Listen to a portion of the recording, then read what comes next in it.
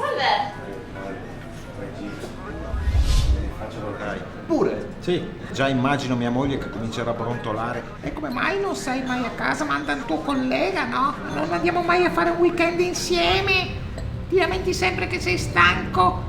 Sei sempre il primo che si lamenta e poi il primo che va a lavorare. Non sei mai insieme alla tua famiglia e poi... Ti ricordi dell'incidente che ho fatto l'anno scorso con quel faccia di merda che è sbucato fuori all'improvviso e che voleva avere a tutti i costi ragione?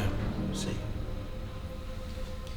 Girati lentamente senza farti notare e guarda il bancone del bar.